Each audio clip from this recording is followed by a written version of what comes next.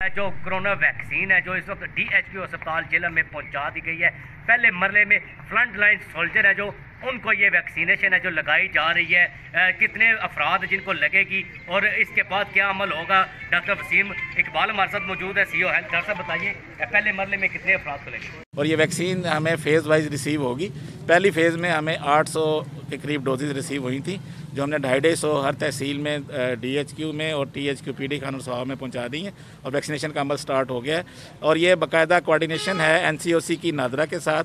जो भी रजिस्टर्ड हो रहा है उसको मैसेज आता है कि उसको फ़लाँ दिन फ़लाँ जगह से वैक्सीनेशन होगी और यही मैसेज इंजेक्टर को भी आ जाता है और फिर उसको कोऑर्डिनेशन के बाद उनको यहाँ वैक्सीन दी जाती है। और इसकी जो अगर किसी को माइनर साइड इफ़ेक्ट होता है तो उसके लिए भी बाकायदा इंतज़ाम किया गया है और हर एक को वैक्सीन लगाने के बाद 30 मिनट्स तक ऑब्जर्वेशन में रखा जाता है। ये मैंने आपको बताया कि अभी 800 डोजेज़ मिली हैं, लेकिन ये अभी पहली सप्लाई है। जो आपको पता है कि ये इसकी शॉर्टेज है और जो जैसे ये रिसीव होती जा रही है वो आगे टिकल डाउन होती जा रही है। जो ये लग जाएगी इंशाल्लाह हमें और रिसीव हो जाएगी।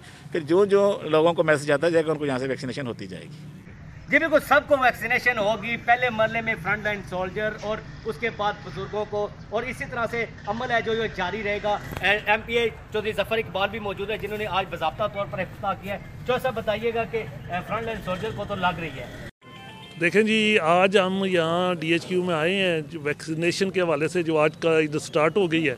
तो ये जो हमें CS साहब ने बताया उसके हवाले से यही है कि 800 हमें मिली हैं। तो इंशाल्लाह ग्रेजुअली ये साथ साथ जैसे जैसे ये आगे काम बढ़ेगा तो हमें वैक्सीनेशन भी मिलेगी और लोगों को इंशाल्लाह उसका जो पहले प्रायोरिटी है वो है हेल्थ वर्कर हैं, उसके बाद जो हो गए ओवर 60 हैं, उसके बाद बाकी जो भी मामलात हैं उस ओवर 60 से नीचे आके, तो उसके लिए बाकायदा एक रजिस्ट्रेशन होगी और फिर उनको पैगाम आएगा नादरा की तरफ से और फिर उन्होंने इधर DHQ में आना है।